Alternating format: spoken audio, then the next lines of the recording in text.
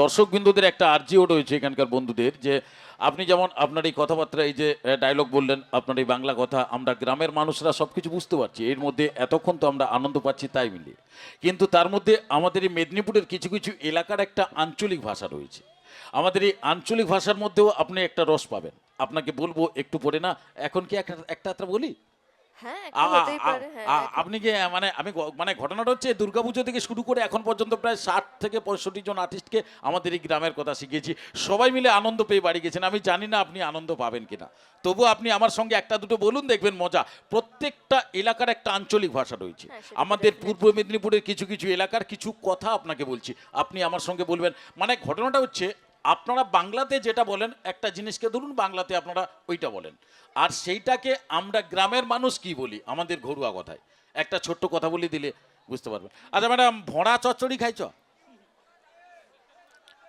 ভোঁড়া চচ্চড়ি খাইছ কি জিনিস সেটা? মানে এই যে এবার আপনাকে বলি ভোঁড়া চচ্চড়ি মানে ওই যে মোচা তো আপনি জানেন হ্যাঁ। মোচার চচ্চড়ি কুচো চিংড়ি দিয়ে যদি হ্যাঁ। চচ্চড়ি ওরে বাবা কি মজা লাগে কিনা বলুন এটা একদম। আপনারা বলেন যে কুচো চিংড়ি দিয়ে মোচার চচ্চড়িটা একটু বানাবেন আজকে দুপুরবেলা একটু খাবো আর আমরা গ্রামের মানুষ তো ঘরোয়া কথা কই বৌমা ধুপা চুঙ্গুর দিকে আজ ভোঁড়া চচ্চড়ি বনিব ভোঁড়া চচ্চড়ি দেখেছেন এরকম এই যে এতক্ষণ ওনারা ভরা জেগে চচ্চড়ি। ভোঁড়া চচ্চড়ি বড়া চচ্চড়ি, আচ্ছা। আপনি এই তো পেরেছি। মজা সেখানে মজা মজা না মাজা তরকারি অনেক রকমের ব্যাপার রয়েছে আমাদের এখানকার কথা যেমন এই যে ওনারা এতক্ষণ জেগে অনুষ্ঠান দেখছেন আপনারা সাধারণত কি বলবেন যে এতক্ষণ জেগে আছেন এরা এখন 1:30টা বাজতে যায় এতক্ষণ জেগে অনুষ্ঠান দেখছেন আর আমরা আমাদের কথায় কি বলবো কি? অতক্ষণ মানে সতর আছো অতক্ষণ সতর সতর সতর? সতর আছো আচ্ছা।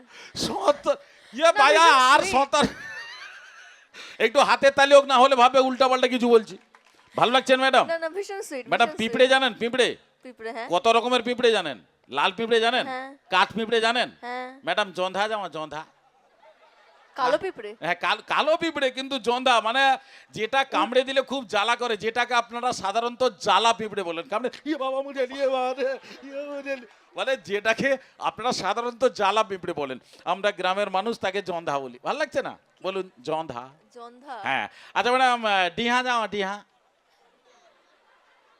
ডিহা বি যাওনি ডিয়া মানে ওই কালো রঙের বড় পিঁপড়ে কামড়ে দিলে রক্ত বেরিয়ে যায় কিন্তু জ্বালা করে না যেটাকে আপনারা সাধারণত ডেঙ্গু পিঁপড়ে বলেন খুব বড় করে আরও একটা ব্যাপার রয়েছে যেই পিঁপড়েটাকে আপনারা সাধারণত একটা কথা বলেন আর এই যে হয় হলিয়া পিঁপড়া যাও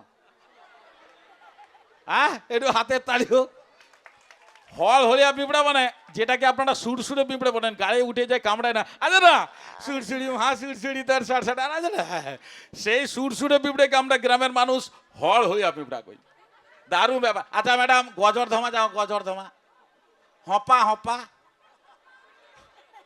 চিচিঙ্গে জানেন তো চিচিঙ্গে একটা জিনিসের 2-3 গানি নাম আমরা গ্রামের মানুষ কেউ ও দাদা যাওয়াটা যখন 500 চিচিঙ্গা লাইসবো তো ভাজি কি কালকে পান্ত খাবা এই যে একটা ব্যাপার দারুণ ব্যাপার রয়েছে আমাদের গ্রামের মজার ব্যাপার অনেক কিছু রয়েছে কিন্তু তার আগে আসুন আর একখানে গান শুনি তারপর একদম একদম। হ্যাঁ। আমি খুব মজা পেয়েছি না এগুলো ম্যাডাম শুনে। একদমের কথা বলবেন না 2-3 দমের কথা বলুন বন্ধুরা বলছে না হ্যাঁ। হ্যাঁ কেননা আমরা ছোটবেলায় বাজার থেকে আলু কিনে নিয়ে এসে বাড়িতে দম বানিয়ে খেতাম আর এখন দোকানে গেলে সেখানে আলুর দাম শুনলেই দম বেরিয়ে যাচ্ছে